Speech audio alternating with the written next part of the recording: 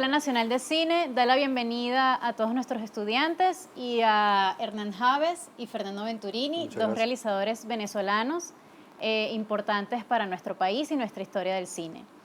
Es un privilegio contar con ustedes hoy aquí. Ustedes han compartido con el mundo una mirada sobre Caracas, Tres noches de Fernando y Piedra, papel o tijera de Hernán. Exponen un poco ese lado quizás perverso, retorcido, donde se puede ganar o se puede perder dentro de esta ciudad, que es una ciudad que es nuestra, pero al mismo tiempo es universal, y una ciudad en una crisis permanente de valores, pero ustedes ahí insertan unas historias humanas.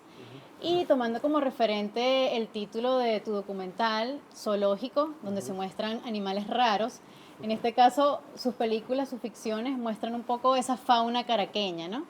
Y bueno, creo que ustedes los dos son caraqueños. ¿Nos podrían contar un poquito cuáles son sus raíces, dónde nacieron? ¿Verdad? Bueno, primero. permiso. Yo nací en Santiago de Chile y llegué aquí muy pequeñito, con mis padres que, bueno, básicamente huían de la dictadura militar de Augusto Pinochet. Y crecí en Caracas, me eduqué en Caracas. Realmente de Chile recuerdo poco nada de esa época. Y bueno, después ya una vez entregado a la venezolanidad, mis padres se encargaron de sembrar también ese pequeño flecha chilena, que también te hace un poquito parte de allá, pues.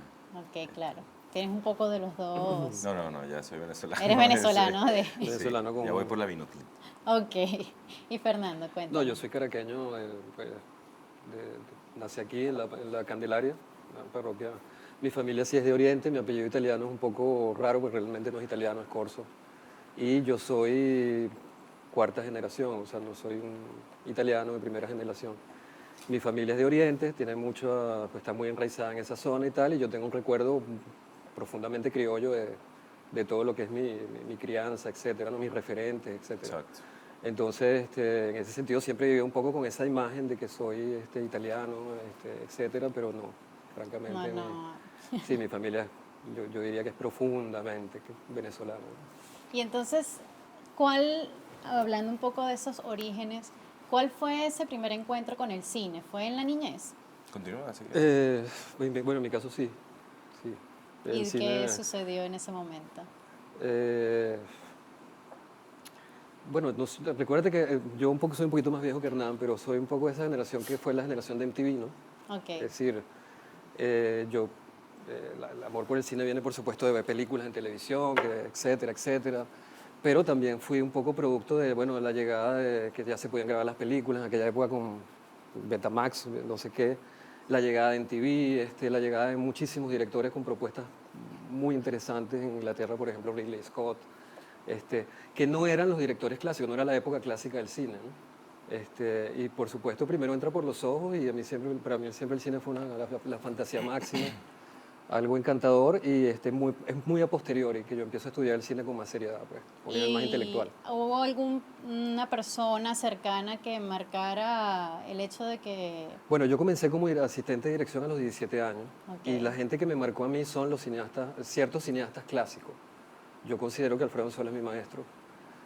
Como referente de lo que era un tipo, pues, que me interesaba a mí, estaban cineastas como, bueno, Thelma Burguella, etcétera. No estoy hablando tanto de la obra, sino de que, bueno, fueron las personas que me marcaron. Yo crecí viéndolos, ¿no? A nivel de trabajo. Trabajar, sí. Y bueno, como te digo, empecé muy temprano en el mundo del cine haciendo cositas y siempre haciendo trampa, porque hacía mis estudios universitarios y tal, pero finalmente lo que me interesaba era el cine, y ahí he estado más o menos como he podido. ¿Cómo te conectaste? ¿Cómo conseguiste ese primer trabajo? Me metí en una escuela, bueno, en la universidad me di cuenta, el primer trabajo fue más bien a través de amistades, bueno, buscando la prima de tal, que era hija de tal cineasta, no sé qué, así, porque yo entré realmente en un set, ¿no? El primer set que entré fue La Casa de Agua, de Jacobo Penso, con otro director que ahora es muy célebre haciendo comerciales, se llama Ángel Gracia, que era muy amigo mío. Él fue el que me mete porque su papá era coproductor de esa película. Y bueno, a partir de ahí fue, pues agarras un contacto y no lo sueltas, pero también en un momento dado fue a través de la Escuela de Cine María Cristina Caprile. Okay. Directamente pidiéndole trabajo, me metí un semestre y directamente empecé a pedirle trabajo a todos los profesores. Y en tu caso, Hernán, ¿estudiaste algún Sí, un par de recuerdo? veces. Yo empecé muy chiquitito, o sea, yo descubrí el amor por contar historias a través de mi padre, que fue locutor de radio cuando él era joven y grababa con nosotros desde muy pequeños historias en cassettes. Entonces nos hacía hacer los ruidos, nos hacía hacer voces, nos hacía hacer un montón de cosas. Y posteriormente a eso, como a los 8 años, conocí a uno de los que es mis mejores amigos todavía, Carlos Luis Monaga, es profesor de cine de la ULA en estos momentos, donde empezamos a hacer películas en Super 8 todos los fines de semana. Porque los papás tenían una camarita, descubrimos, todavía llegaban las películas, ya en su última etapa, pero llegaban y nos juntábamos a hacer películas de terror de 3 minutos, animaciones, de acción, obviamente ya embelesados con las películas, como decía él, del cine, de la televisión. ¿Y conservas algo de eso, de ese Claro, material? eso todo estaba guardado. Ok. Nosotros las actuábamos, las escribíamos, entonces la emoción que yo sentía o que sentíamos ambos cuando grabábamos una película el fin de semana y la llevábamos al laboratorio el lunes, que iba a estar lista el viernes, era una emoción increíble. O sea, el viernes llegábamos así, directo a buscar la película y a la moviolita de Super 8 a ver la vaina y así todos impactados, ¿no? Claro. Entonces, yo además era bueno para el dibujo y todas las películas que me impactaban las volví a hacer. Entonces, con Carlos Luis nos mantuvimos haciendo cortometrajes y películas amateurs hasta que él se fue ya grande. ¿Y cómo 20 años. descubres que querías ser director? Ahí, haciendo esa película. ¿Nunca pensaste en trabajar en alguna de las otras funciones dentro del equipo? Sí, ¿O sí, siempre fue claro, dirigir? claro. De hecho, yo pasé por muchos departamentos, pero en ese momento es que dije, yo quiero hacer esto el resto de mi vida. O sea, quiero hacer esto, no lo puedo creer. Quiero hacer esto y solamente esto. Entonces, Y Fernando, ¿y trabajaste en alguna otra función dentro de los equipos de realización que estuviste? Bueno, me comentaste que fuiste asistente de dirección. Yo la primera vez que hago un trabajo, yo tuve una suerte, que quizás fue una maldición también durante un tiempo, que es que yo nunca estuve en un set, hasta hace muy poco, haciendo otra cosa que no fuera dirigir. Eso parece mentira, pero también a veces te reduce las posibilidades profesionales. La primera vez que yo trabajo para otro director es ahorita, una película muy modesta que se llama Azotes de Barrio. Yo hice la dirección de arte, produje, ayudé en lo que pude. Pero realmente nunca había hecho un trabajo que no fuera dirigir. Yo tuve suerte de empezar a dirigir relativamente joven. En donde sí trabajé fue en montaje, como asistente de montaje antes de ser director, y haciendo asistencia de producción como hacemos la mayoría de los que comenzamos, es moviendo pues, los cables, todo eso el mundo lo sabe. Hernán, ¿en cuáles otras áreas te has desempeñado dentro de los equipos de realización que has trabajado, aparte de ser director? bueno, creo que en la mayoría, creo que en todas. Hice arte, hice asistencia de dirección, hice cámara, hice asistencia de dirección de arte, segundo asistente de dirección, hice producción, hice asistencia de producción. Incluso ahora todavía hago de productor ejecutivo y a veces productor para, digamos, y eso para complementar lo que anteriormente decía, se debe a que todo ese proceso desde niño hasta grande ya, yo no había forma de estudiar mucho cine aquí en la ciudad. Había que salir normalmente y yo tenía que trabajar, no tenía esa posibilidad. Entonces continuábamos haciendo películas o cortometrajes amateurs con mi amigo y los amigos, pero paralelamente había que estar trabajando en otra cosa. Y yo soñaba era con estar en un set, hacer películas. ¿Y cómo escribía. conseguiste tu primer trabajo? Bueno, precisamente por suerte conocí a Gabriel Brenner, que estaba muy chamo, y él estaba en una productora que creo que era Kino Films.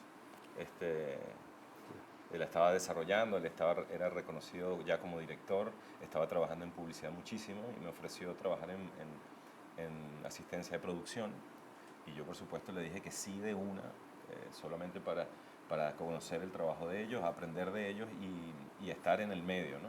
Y fue increíble cuando llegas al set y ves a los profesionales trabajar, Claro. que si bien la publicidad difiere en el lenguaje de una película, la técnica, el equipo técnico y profesional se asemeja mucho. Claro. Y estar ahí trabajando con él, con otros directores que también venían, con directores de fotografías consagrados que además hacían películas, fue una escuela que yo agradezco muchísimo y que me permitió no solamente aprender muchas cosas de la técnica, paralelamente empecé a hacer estudios en Cochrane. Ok. Sino que además me permitió ganar plata. Claro. Y poder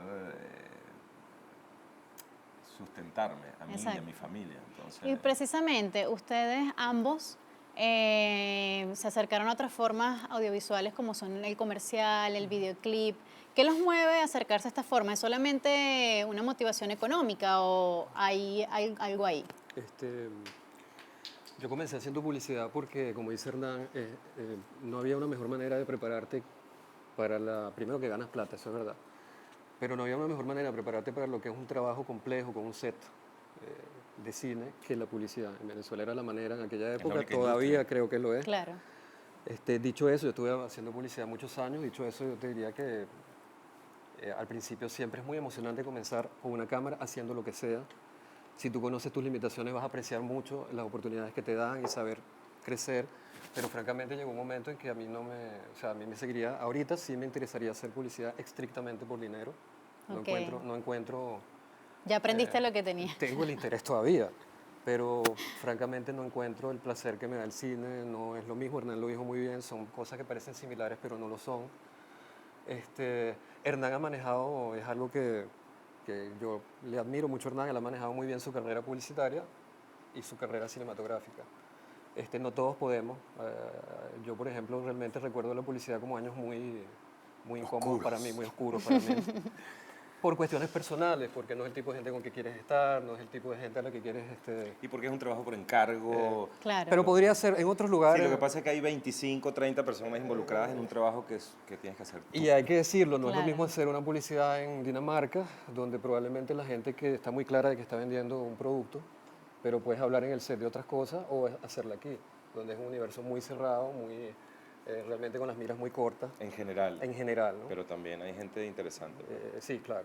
O sea, yo estoy Claro. hablando un poco de la impresión que da pasar 15 años haciendo cuñas, pero de verdad algunas personas interesantísimas se conocen también. No, y el tema Y los además, videoclips. Cuente, bueno, termina de decirlo. para complementar un poquito, el tema es que aquí no hay industria cinematográfica, nunca ha Claro. existido, no Claro. la hemos Y todavía construido, no la no hay. la hemos sabido Está construir. apenas. Entonces, la única industria que se desarrolló como tal, audiovisual, que es una industria que se mueve, incluso hoy con todos los problemas que hay, es la publicitaria. Yo agradezco muchísimo la oportunidad que me abrió Gabriel, porque debo decirlo que fue él, porque me permitió conocer y entrar en un mundo donde ya después uno se mueve o se tiene que saber mover y compartir con muchísima gente muy interesante. Es cierto, la publicidad venezolana está llena de gente muy pretenciosa, de gente con los egos del tamaño de un planeta, y es muy difícil, a veces se te hace muy difícil trabajar y entender. Además que es eso, es un trabajo por encargo donde tú tienes que rendir. Y como nosotros y nuestra característica aquí, todo el mundo quiere ser jefe y cacique, Claro. todo el mundo opina y manda. Entonces, en ese aspecto, uno que quiere ser realizador y contar historias humanas, mover las emociones, se frustra porque además tienes que ser político, ¿no? Porque si no te quedas sin trabajo, Claro. así de siempre. Entonces, esa búsqueda que Fernando hablaba de intelectualidad o de crecimiento cognitivo, espiritual, filosófico para hacer tus películas, tienes que buscarla afuera. Sí, claro. O tienes que buscarla con la gente, rodearte con gente que te pueda alimentar, que pueda discutir de cosas interesantes. Pero es innegable que a mí me permitió crear una base económica que me podía dar el lujo de seguir haciendo cine, porque gastaba la plata haciendo cortometrajes, haciendo videoclips, donde ¿La no hay reinvertirías plata. otra vez? Los videoclips no se hacen por plata, si quieres te complemento. Bueno, Santo, quería saber un poco con el tema de los videoclips porque ambos han hecho Sí, varios. fíjate, la diferencia de edad que yo le llevo a Hernán marca también una diferencia de experiencias. Cuando yo hacía publicidad, por ejemplo, era muy difícil ver gente de color marrón en una cuña, incluso en productos muy populares. O sea, no te alejaba nada más el hecho de tener que estar con cierta gente, era que también te sentías que no tenían, básicamente, el director no tenía realmente ningún poder narrativo ni conceptual serio, pues. Yo trabajé en comerciales y lo digo con honestidad, donde realmente se trataba de que te despidieran o dejar que dirigiera el creativo, ¿no? Con los videoclips, ¿qué pasa también? Bueno, cuando yo empiezo a hacer videoclips, eso en Venezuela era una cuestión de vanguardia, completamente novedosa, no hacíamos videoclips y nunca nos acercamos a los videoclips con la idea de ganar plata porque realmente la única manera, y se ganaba mal igual, si venías de publicidad lo sabías más todavía, era trabajando con alguna disquera grande, Ok. sonográfica, etcétera, y esos videoclips por lo general estaban repartidos. Yo hice algunos, pero pero en aquella época los tenía básicamente, si mal no recuerdo, Enrique Lazo, ¿no? Okay. Entonces, bueno, tú te acercabas a los grupos que te eran más cercanos a ti. Hernán habló de una búsqueda de rodearse de personas, de otro tipo de cosas, y para mí realmente comencé simplemente trabajando para mis amigos, pues. Y tengo que decir que algunas de las personas que más influyeron en mi formación estética, etcétera, no vienen de una universidad, no vienen de la publicidad y tal, sino que, por ejemplo, venían de la música, ¿no? Okay. O sea, yo crecí mucho más estéticamente trabajando con Sentimiento Muerto que haciendo particularmente otras cosas, y el ambiente Alrededor, también, claro. lo que ocurría alrededor era muy enriquecedor. Tanto que yo me fui con ellos 3 meses a Bogotá a hacer una película que nunca pudimos terminar. No, qué terrible. Este, ¿Y no tienen material, algo? ¿No sí, puedes claro, hacer todo algo eso con uno eso? lo guardia, y ahora está, Sentimiento Muerto tiene como 4 viudas y todos estamos peleados y viendo quién tiene ¿Quién se material. Lo queda digo con porque eso? es público, está en internet. Sí, hay una película de Sentimiento Muerto que cuenta cómo se Ok. disolvieron y que estaba cargada de videoclips, de los cuales se salvó uno, que es Piso Duro, que lo pueden ver en internet. Pero lo importante era sobre todo el respiro que significó trabajar con ellos. Hernán eventualmente trabajó con ellos también, y yo estoy seguro que sintió muchas de las cosas que yo No, claro, nos peleamos. sentí. Por supuesto, uno siempre... Los egos, la cosa. Bueno, en ese contexto es muy difícil no pelearse, porque además no hay... tú estás trabajando con personas muy creativas, muy carismáticas, y no hay, evidentemente, ninguna necesidad de tragarse nada, porque no estás trabajando con una agencia de publicidad. No hay que Claro. ser diplomático. No hay que ser particularmente diplomático, ellos tampoco te lo piden. Pero también había inmadurez, etcétera. Además que son puros creadores juntos. Claro. Entonces, una de las cosas complementando el videoclip es que te permite, o no, a mí me permitía además experimentar en la imagen, experimentar en el Exacto. montaje, experimentar en la búsqueda fotográfica. En la Claro, puesta en sí, porque escena. no estás amarrado Entonces, tampoco a una era historia, un una respiro cosa, sino... interesante para el trabajo que uno trataba De hecho, hacer, hacías obviamente. todo lo que no te dejaban hacer en los comerciales, porque los comerciales, como ustedes saben, están muy medidos y tal. Yo sí tengo que decir que cuando yo volví, después de unos años en el extranjero y volví a ver publicidad, yo sentí el impacto de directores como Hernán en la publicidad, sentí que el lenguaje ha mejorado. Todo esto que estamos hablando se empezaba a ver reflejado ya en publicidad. Actuaciones naturalistas. Claro. Nosotros, cuando yo trabajaba en publicidad, no se grababa a los actores, estaba doblado todo. Claro, Sí. O sí. sea, que unos locutores decían, echaban el cuento, una gente que no se ha conocido ni tiene química finge que son una familia, y tú no podías luchar contra eso, pues tú cuando tratabas de buscar una forma de dirigir más orgánica, no lo lograbas. Ahora yo veo comerciales que están muy bien dirigidos, muy naturalistas, etcétera, ¿no? Pero sigue siendo poco, o sea, la publicidad a nivel conceptual sigue siendo mediocre. Claro.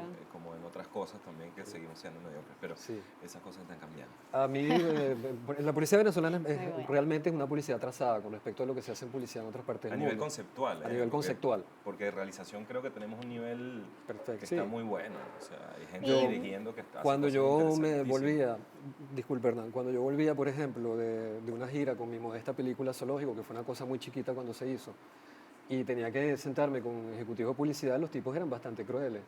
Te Claro. preguntaban en tu cara, ¿por qué las películas venezolanas no ganan el Festival de Cannes? Y a ti te provocaba decirle, bueno, ¿y por qué la publicidad venezolana no gana No figura en ninguna parte.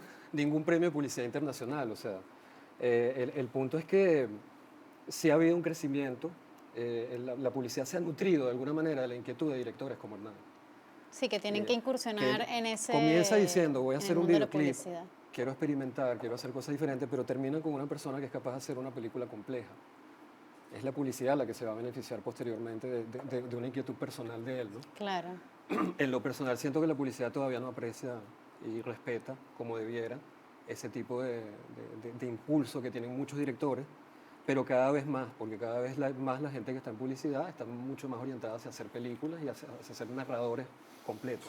Y hablando de ser narradores complejos, ¿qué los motivó a contar la historia de Tres Noches y la historia de Piedra, Papel o Tijera?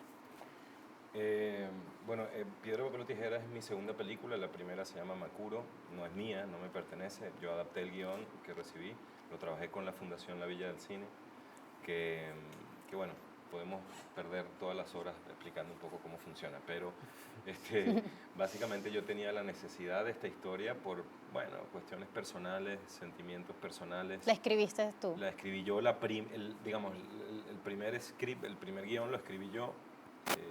Lo estuve desarrollando, lo reescribí, pero no logré obtener financiamiento tan fácil. Okay. Y de hecho yo ya estaba a punto de tirarlo a la basura para dedicarme a otra historia cuando conocí a Irina, que es una dramaturga ucraniana, pero ya venezolana, que también es profesora de la ULA en Mérida, y se entusiasmó con la idea y empezamos a reescribir la historia los dos, donde agarró más cuerpo, donde pudimos avanzar en quizás trancas que tenía yo solo. Okay. Que eso es un problema, que aquí normalmente el cineasta trabaja muy solo. Sobre todo los realizadores, los directores, trabajan solo con su proyecto, entonces lo escriben ellos mismos, lo escribimos nosotros mismos y andamos con nuestro proyecto ahí tratando de bregar hasta que por fin lo sacamos, ¿no? Entonces cuando uno trabaja solo existen muchos problemas porque no hay forma de cuestionar el trabajo que estás haciendo. Claro, necesitas la Tú, mirada de otros como realizador, sobre... escritor, piensas que está muy bueno, que tiene la...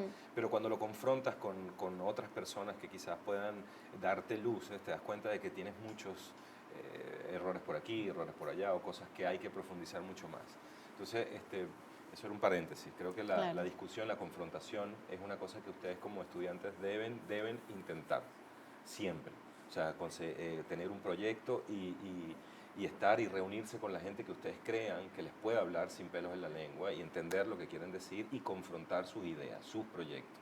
No agarrarlas, encerrárselas aquí como que esto es lo mejor del planeta y seguir solos. Porque en la medida que haya confrontación de ese tu trabajo, eso va a crecer. Obviamente con la gente adecuada que ustedes escojan, ¿no? ¿Y la historia de Tres Noches? Bueno, a mí lo que me pasa, creo que todavía, siento que también Hernán quizás eso fue motivo de que él hiciera Piedra, Papel y Tijera. Bueno, ¿cómo te afecta vivir en una sociedad tan violenta como esa? Pues, una sociedad donde la violencia no solo se manifiesta a nivel físico, la violencia, bueno, cuando venías de la publicidad tú sabías de una violencia psicológica.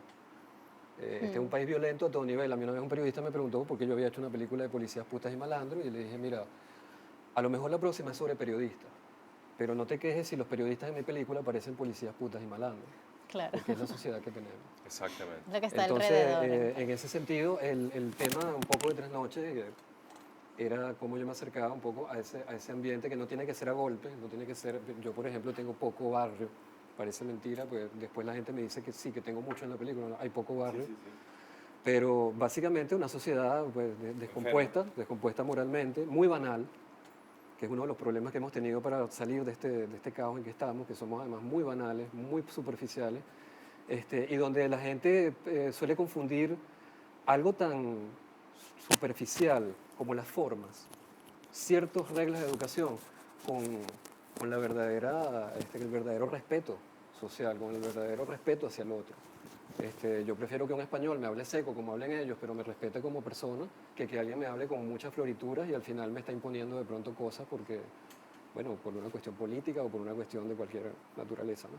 Entonces el tema era esa, la violencia de alguna manera, ¿no? Claro. Exacto, porque además de experiencias personales, yo coincidí con una certeza que luego compartí con Irina, de que precisamente analizando nuestra sociedad que está completamente convulsa y no es ahora, hace tiempo, solo que ahora es peor, que quizás ustedes siendo tan jóvenes no noten tanto la diferencia, pero creo que cualquiera de los que está aquí no ha vivido nunca en un país estable, ni económica ni socialmente. Entonces se ha llegado a un punto donde la violencia, evidentemente, es algo a considerar, a tratar, a enfrentar, a proponer. Claro. Entonces para mí, cuando nace Piedra, Papel o Tijera, parte de mi certeza de que, bueno, nuestra sociedad está enferma y pienso yo, bueno, nos han vendido siempre que la base de la sociedad es la familia, entonces precisamente es la familia, o somos nosotros en ese vínculo más íntimo, desde que somos seres humanos, que es nuestros padres, nuestros amigos, nuestra enseñanza, es donde estamos fallando, claro. Porque estamos produciendo gente que hasta el día de hoy nos demuestra que estamos en una sociedad en conflicto. Sí. Entonces, de ahí nace la idea básica de Piedra, Papel o Tijera, de revisar un poco esa intimidad familiar, eso es cómo somos nosotros como seres humanos, para entonces ver cómo eso se refleja en una sociedad que te la devuelve. Exacto. Entonces, el ser humano en relación a su entorno, Caracas. Y justamente uno de los entornos de sus películas, casi protagonista, es la música, como hablábamos de los videoclips y estas personas que prácticamente son amigos de ustedes, y tienen música hecha explícitamente, producida para sus filmes. Un poco cómo se dio esa colaboración, que nos cuenten un poquito de eso. Bueno, en mi caso fue natural, venía a hacer videoclips. Cuando yo presenté la película, de hecho, a mis amigos todo lo que había en la sala eran músicos, eran los músicos de las bandas de aquella época y cuando presenté una copia cruda y enseguida propusieron, pues el que no dio una canción, los derechos de una canción, estaba dispuesto a grabar y todo eso. Y en aquella época, digamos que el discurso que manejaban todos estos grupos, la mayoría de estos grupos, era bastante coincidente con el discurso de mi película. Era un matrimonio bastante natural, de alguna manera, ¿no? Yo quería hacer, bueno, creo que Tres Noches es la primera vez que se hace una banda sonora, no estoy seguro, porque uno no sabe, a lo mejor los jazzistas hicieron una de ellas, pero con las características pues, de manejar rock, pop, música de salsa, etcétera. Yo quería también una banda sonora que reflejara un poco pues, el viaje momento, ¿no? Porque además... Sí, porque a diferencia de la familia, yo lo que exploraba en Tres Noches era la relación entre un primer mundo y un tercer mundo que no se encuentran. ¿No? Ese español, Cifrino y el policía. De hecho, originalmente el casting era muchísimo más obvio, más en tu cara. Era Miguel Ángel Landa contra Diego Risque. Después, por cuestiones de coproducción y coproducción, eso evolucionó. Y por eso también hay música que no es toda de la movida urbana de la época, hay música de salsa y merengue, hay música mala, o sea que a mí me parece mala, pues yo tuve que realmente cortejar a un grupo de merengueros porque necesitaba unos merengues cabilla. Y bueno, por eso era la necesidad. A mí no me gusta mucho usar música como comentario, ¿no? No me gusta lo que llaman los gringos música wall to wall, que tú sabes, se levanta el niñito para ir al baño y tiene una musiquita especial para eso, claro. no me gusta. No creo que en Venezuela haya grandes compositores cinematográficos, estos que te desarrollan un tema, que trabajan cada milímetro de la película con precisión, y me siento muy cómodo utilizando tracks, o ya elaborados, o cosas que puedo ir desarrollando con diferentes músicos, ¿no? Sí utilicé como música incidental para tener una especie de estructura a Miguel Noya, para la música lo que era más bien ambiental. Miguel no es muy bueno, si él mismo lo admite, para cuestiones emocionales, pero es muy bueno para cuestiones sensoriales, ambientales. Y los comentarios, siempre me ha parecido que la música, sobre todo cuando tiene letra, etcétera, hace comentarios sobre la secuencia que tú estás. Eso lo veo claramente, como lo usan otros directores, y a mí me gusta ese estilo, ¿no? De trabajar la música. ¿Y del caso de No, en mi Hernán? caso, bueno, también fue algo ya, una dinámica que veníamos trayendo con Alan de Famas Loop, al cual yo le había hecho un par de videoclips, ya éramos amigos. Le comenté de la historia que estaba trabajando, él se inspiró mucho en la trama, en el concepto básico de la película y comenzó a trabajar temas musicales mucho antes de realizar la película. Que incluso temas que están en su último disco de Famas Loop, ¿no? De la quepa. Entonces él a medida que iba probando maquetas y componiendo canciones me las iba pasando. Entonces yo además me iba alimentando de la música para trabajar un poco la historia, porque a mí yo amo la música. De hecho la película se transforma 2 veces en una especie de videoclip que me gusta, y donde pasa eso que tú acabas de mencionar sobre la letra y un poco llevar la historia.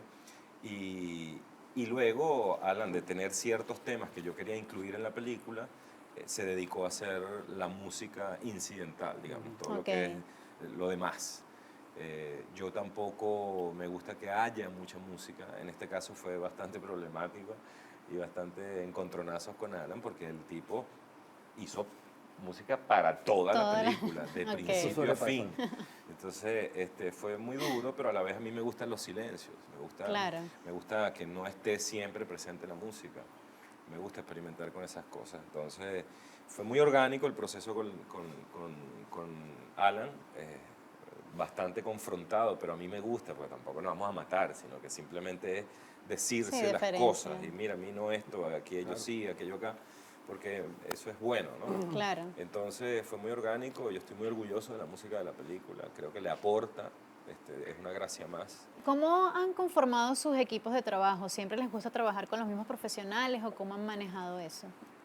Bueno, en mi caso, el mismo equipo de Zoológico es el de Tres Noches, y ahorita que estoy preparando una película se repite casi todo el equipo. Yo creo que es más una coincidencia. Si hubiera hecho más películas, probablemente hubiera trabajado con diferentes equipos, ¿no? Yo no siento que todas las películas están hechas para el mismo fotógrafo. Yo no soy tan de esa Es decir, De es casarte chévere crecer con- con tu fotógrafo, con tu equipo y tal, y irte adaptando a todo, pero bueno, no es el caso, no nos permite, digamos, el ritmo industrial que tenemos. Yo siento que hay películas que se pueden hacer con equipos más modestos, con gente más fresca, y películas que requieren realmente un aporte profesional muy serio, donde es mejor que no juegues mucho ni estés experimentando mucho, pues, porque cuando llegas a una persona, que es muy común aquí, sacan un fotógrafo de la escuela tal, porque yo estudié con él, bueno, sí, pero depende de la película, porque tú de alguna manera estás permitiendo que una persona poco experimentada aprenda con tu película y es un poco riesgoso, ¿no? Claro. Entonces hay que saber manejar, simplemente creo yo, es parte del trabajo profesional, saber manejar qué es lo que necesitas realmente para tu película, ¿no? Claro, todo en función Sí. del resultado final. James Cameron, que hizo Avatar, dice, por ejemplo, que él no es perfeccionista, que él es correctista, que la cosa está incorrecta, porque si él fuera perfeccionista no hubiera terminado nunca Titanic. Claro.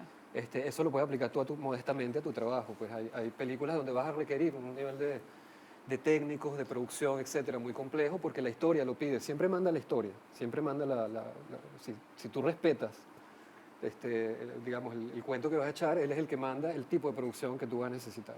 Y creo que los directores tenemos que ser flexibles, ¿no? Aquí en privado hablábamos ahorita Claro. un poquito de eso, de que nos podemos adaptar a formas de filmar. A mí no me gusta usar el término guerrilla, no me gusta el término cineátomo, me parece que todos son términos muy farsantes. Sí. Simplemente se trata de filmar con poca plata.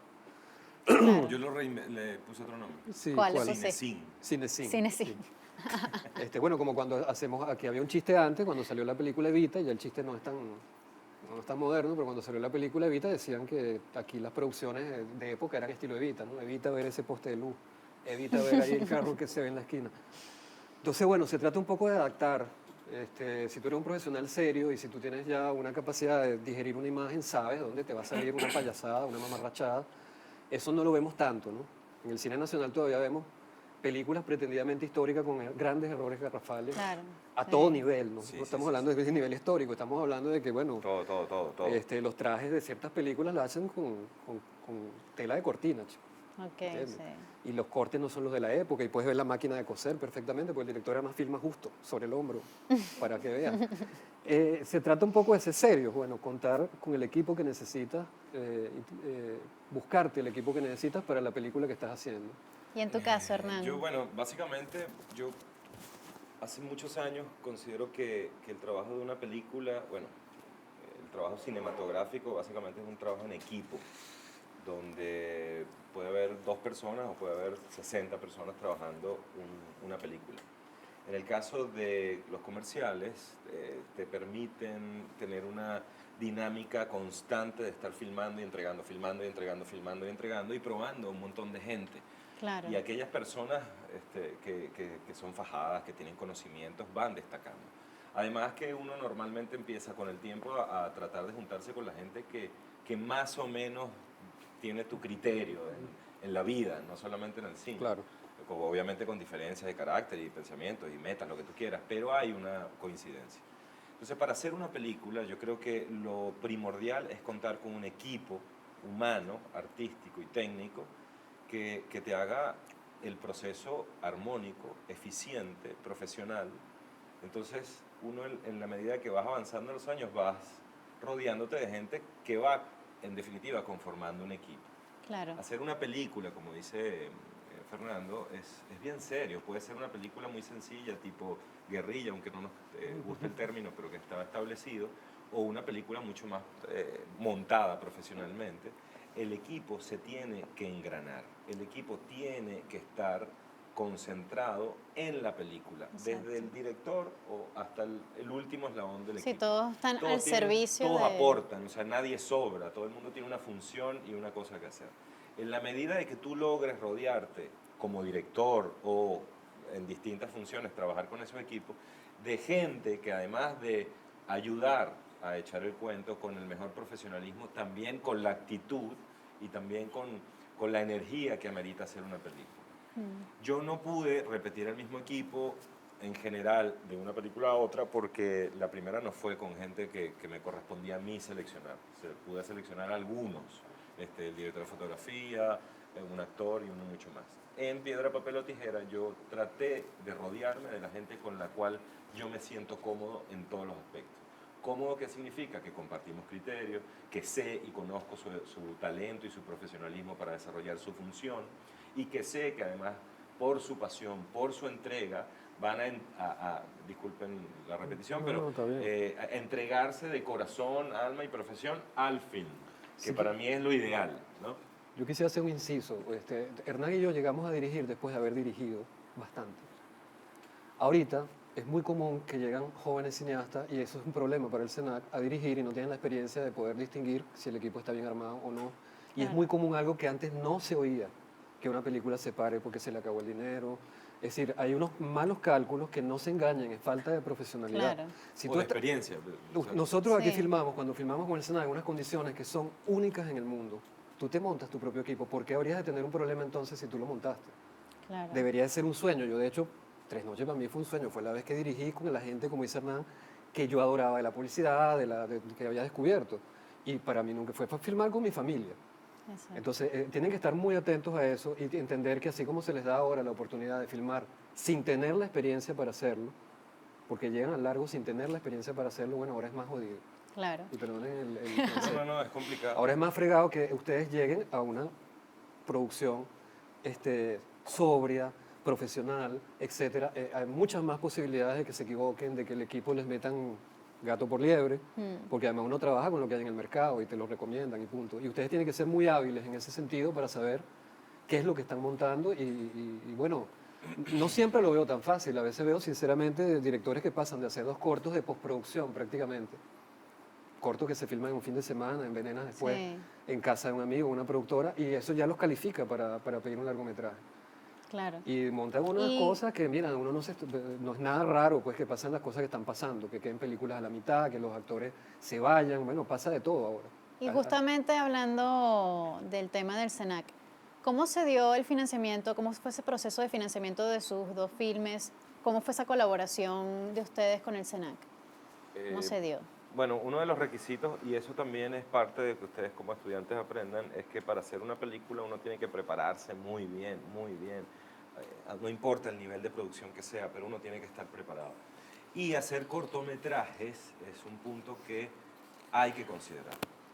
Te va a dar experiencia, te va a dar ese tipo de cosas, que son las exigencias que tiene el SENAC. El SENAC es una institución única en el mundo, creo yo, y es un lujo que nosotros la tengamos, que también tiene su contra, ¿no? Porque es la única institución que tú, con cualquiera de los que está acá, teniendo los requisitos reunidos, puedes pedir financiamiento.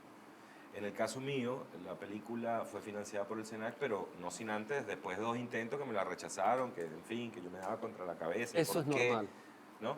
Entonces, Hay que parte del volver a trabajo. intentarlo, sí. Pero bueno, yo agarré, no me quedé quieto y seguí trabajándola hasta que me aprobaron parte del financiamiento, porque no es total el financiamiento que da el SENAC en la producción de una película.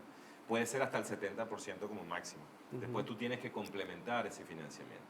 Ahora, el tema es que uno siempre está en el cine venezolano corto, ¿no? No son grandes números, aunque suenen muy grandes para la manera en que se gasta la plata. Entonces, el financiamiento que yo tuve de la película fue del SENAC y de varios coproductores, como Pararrayos, que hicieron la música e invirtieron en la película, como incluso personal, gente privada, una empresa privada que invirtió plata en la película. También se fue coproductor la Fundación Villa del Cine, que en su momento decidió, hace un tiempito para acá, aportar e inmiscuirse en películas independientes, no necesariamente producidas por ellos. Okay. Y ellos y también colaboraron como coproductores, coprodujeron la película Piedra, Papel o Tijera. O sea que yo estoy muy orgulloso porque fue como que lo ideal, ¿no? Conseguir financiamiento estatal, privado, personal, como creo que... Un poco de todos lados. Un poco de todo, ¿no? Y obviamente la intención de Rodolfo y mía como productores de Factor RH Producciones de invertir en la película. Perfecto. ¿Y en tu caso? Zoológico la pagó la publicidad, como contó Hernán. Yo hacía publicidad y los fines de semana iba filmando Zoológico. Eso se filmó alrededor de 6 meses durante fines de semana, días que teníamos libres. Nunca nos planteamos tener ningún tipo de financiamiento. No hacía falta. No hacía falta. Además los números daban, hay que decirlo. Ahorita no es tan... Hay una gran mentira acerca de que la tecnología ha hecho las cosas más fácil, pero eso es tema para otra discusión. El caso de Tres Noches, yo tuve la suerte de que, bueno, fue una de las primeras películas aprobadas, fue la segunda convocatoria del SENAC. Y en aquella época había eso ya no existe, pero había como una doble convocatoria, es decir, habían 3 proyectos que serían aprobados para viejos cineastas y 3 proyectos para los jóvenes, y yo quedé entre los jóvenes.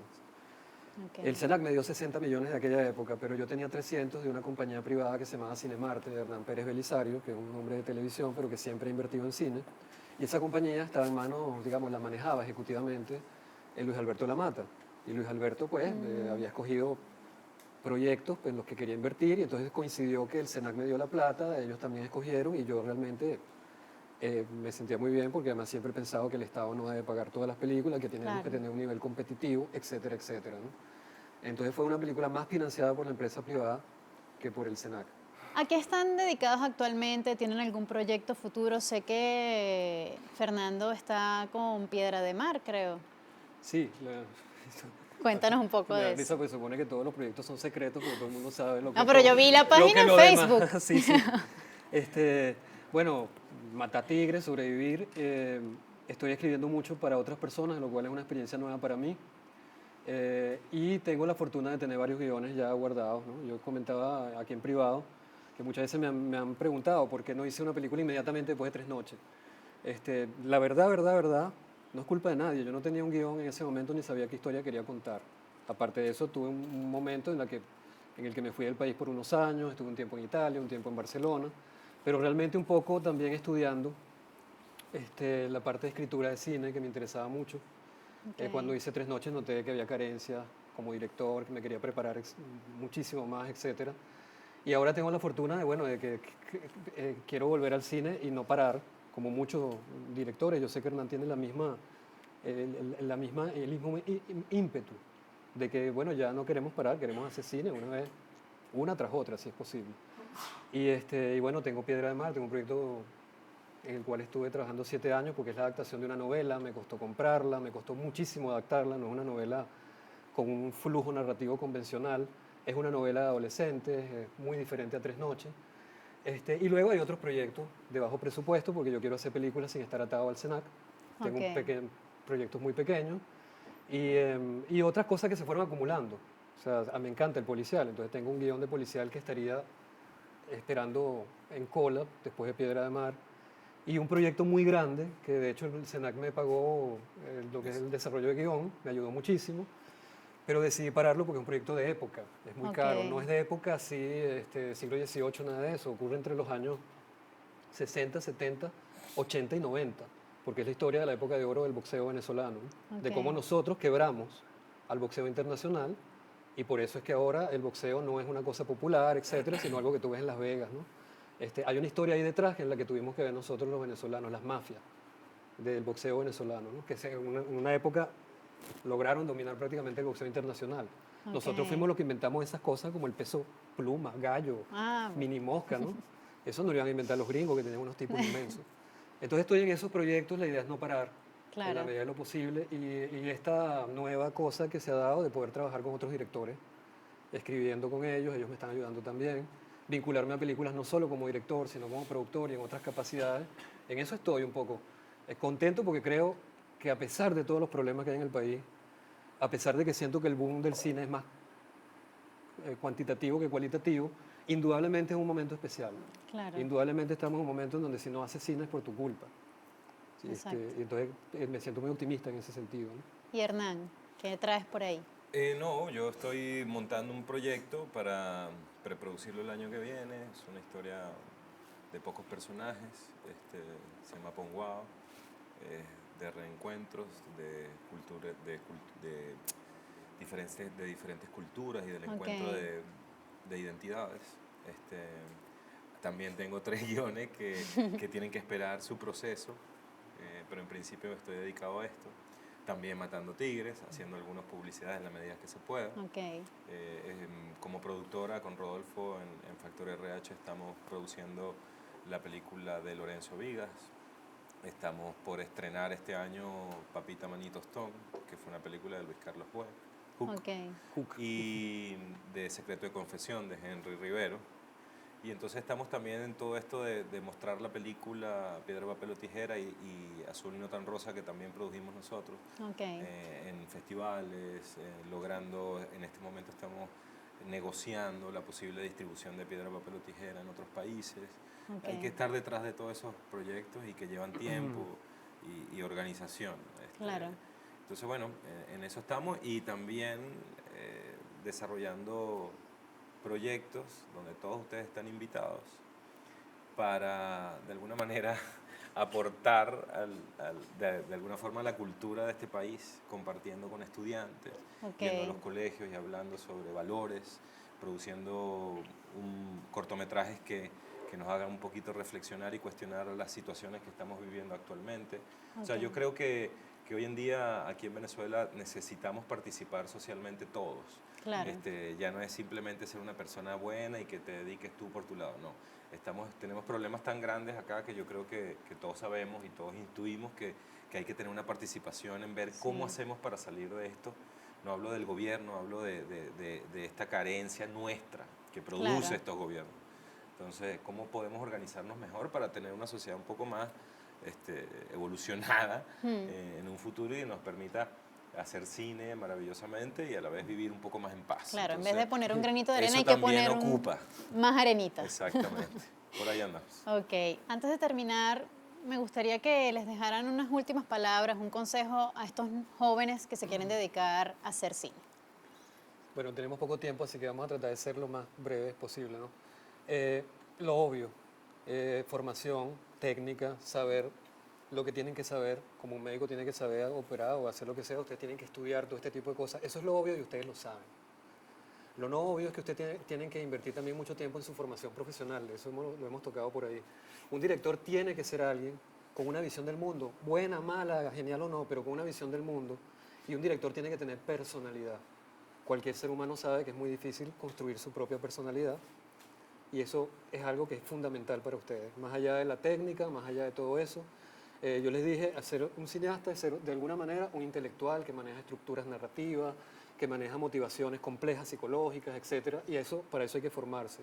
Yo dudo que eso se logre sin hábitos de lectura, que ya ustedes escogerán cuáles son, pero deben haber hábitos de lectura, sin que ustedes tengan algún tipo de reflexión sobre otro tipo de artes y cómo estas inciden en el cine o no, etcétera, etcétera. Entonces se trata también de que no se queden simplemente en una cultura de la imagen superficial, etcétera, porque el cine es mucho más que una colección de planos pegados que duran X cantidad de tiempo, ¿no? Una película es mucho más que eso, si no cualquier cosa que se hiciera sería una película, y ahorita tenemos ejemplos en pantalla de cosas que no son películas. Dicho eso, yo siempre le pregunto a la gente en estos foros, ¿con qué creen que trabaja un director más? Siempre hablan de cámara, siempre hablan de todo. Nosotros trabajamos con esto. Nosotros trabajamos con nuestra palabra. Nosotros trabajamos es comunicándonos verbalmente, esa es la verdad. Difícilmente, si no manejas tu lenguaje bien, si no puedes escribir un guión decentemente, si no puedes tú mismo verbalizar una historia mínimamente con decencia, vas a poder realmente dirigir cohesivamente a un grupo de personas que todos vienen a hacerte una pregunta desde su perspectiva personal. Y para cerrar, si quisiera decir algo que abarca a un sector particular, no a todos. Yo tengo mucha preocupación por el cine femenino, o mejor dicho, el cine hecho por mujeres en Venezuela. Esta es una cinematografía que siempre tuvo grandes cineastas mujeres y las nuevas generaciones no han dado la talla. Las mujeres tienen que revisar qué está pasando ahí. Películas supuestamente feministas, donde el trasfondo, el subtexto de la película, lo que te dice es que esa persona femenina es débil sin el apoyo de un hombre, por ejemplo. Eso está pasando. De las nuevas generaciones, yo solo recuerdo una película hecha por una cineasta mujer que tenga una incidencia importante en la historia del cine y que vaya a quedar como una obra de importancia, que es Postales de Leningrado.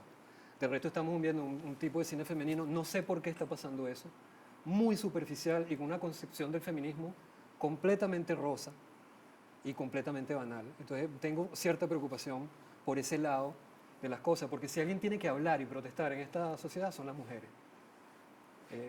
Todos sabemos que es una sociedad que todavía arrastra cuestiones machistas, arrastra una cantidad de taras que no son nada modernas, y no sé qué está pasando con el cine hecho por las mujeres. Eso es una cuestión ya personal, que lo digo pensando en que ahora cuando te metes en un lugar como esto, la mitad de las personas, o a veces más, de las personas que quieren ser cineastas son chicas y tienen que dar la talla. Hernán. No, bueno, básicamente argumentar un poquito más en eso de la preparación. Creo que ustedes tienen, y es su deber, que prepararse, estudiar y ser más exigentes consigo mismos. Si ustedes quieren destacar en un medio que es muy difícil, que donde se ha demostrado que para avanzar 2 pasos hay que dar 8, 6 son para atrás, ustedes tienen que saber buscar la información, saber que para ser buenos directores o camarógrafos o directores de fotografía o productores, que son todos tan necesarios, deben ir más allá. Tienen que ver películas, tienen que leer. Gabriel nos decía algo que es verdad. La lectura es algo que se nos ha escapado de las manos en toda nuestra sociedad y nosotros no estamos leyendo lo suficiente. Hay que leer, porque a partir de ahí, como decía él, nace la imaginación. Cuando uno lee, descubre imágenes que se te vienen a la cabeza que son importantísimas. Discutir entre ustedes, analizar películas, hablar y discutir sobre semiótica, sobre sensaciones, emociones, cuentos, narrativas. O sea, esa discusión tiene que estar abierta. Si ustedes no tienen la posibilidad de hacerlo con otras personas, porque consideran que el entorno que tienen alrededor no es tan alimenticio, por así decirlo, exíjanselo ustedes. O sea, tienen que prepararse lo suficiente para tener las herramientas, como decía Fernando, de poder comunicarse coherentemente con los actores, con el equipo. O sea, hacer una película es una experiencia de vida, por lo menos para mí. No es llegar a una filmación y ya, sino hay que vivirla. Y para poder vivirla hay que estar muy claros. Las películas mediocres es porque hubo una preparación mediocre desde el inicio. Entonces, si ustedes tienen la capacidad de discernir, ustedes han visto películas quizás de las mejores que se hacen en el mundo. Entonces, saben cómo se ve una buena película, sabe cómo se trabaja una buena película, lo que dice una buena película, cómo se ve, cómo suena, qué cuenta.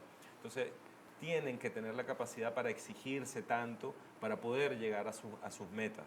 No puede ser llegar y estudiar aquí, venir a la clase, por ejemplo, en este caso, y llegar a la casa y olvidarse. Un cineasta es un observador nato. Vayan por la calle y miren a la gente, miren el comportamiento de la gente, del comportamiento de tu sociedad, de tus amigos, mira cómo hablan, observa constantemente. Tienes que estar despierto.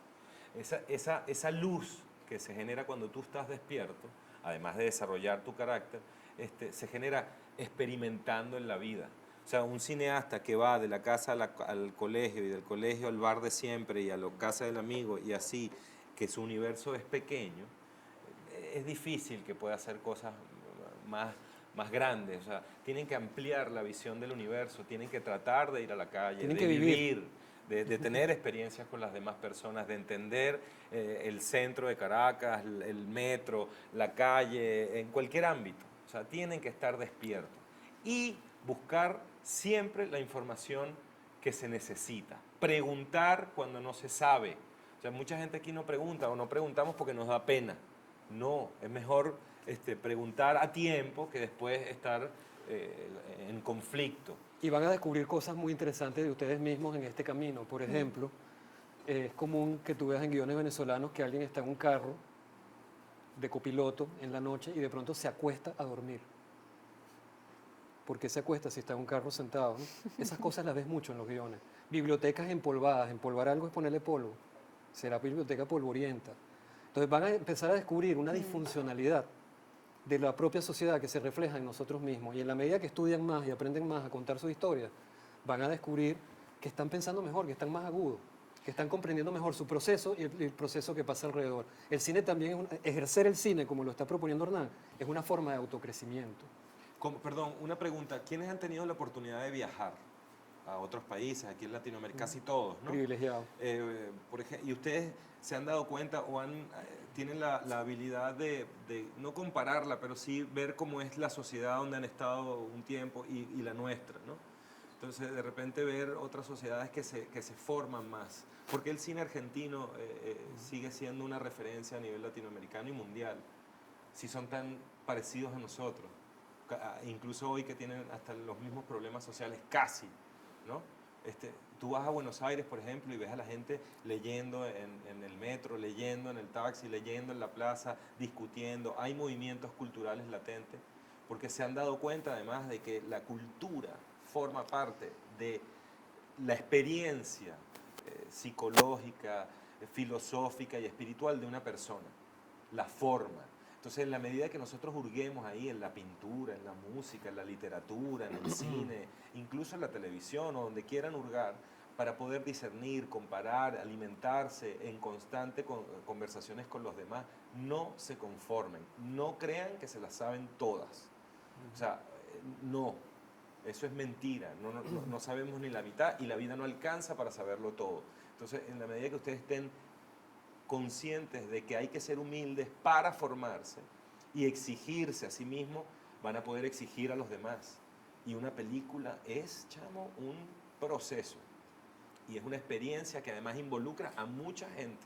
Entonces, en la medida que ustedes se sientan capacitados, van a tener la seguridad de poder llevar a cabo un proyecto como una película con un equipo determinado, sea cual sea.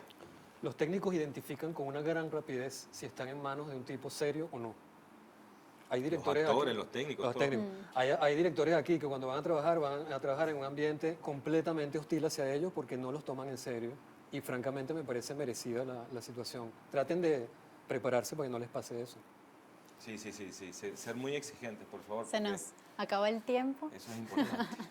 De verdad, muchísimas gracias. Gracias a ustedes. Por haber aceptado nuestra invitación y por haber compartido un poco de sus experiencias, ¿no? Bueno, gracias a ustedes por nosotros. considerar que valemos la pena. Claro. No se lo cree. Y bueno, muchas gracias a todos los asistentes y será hasta un próximo encuentro.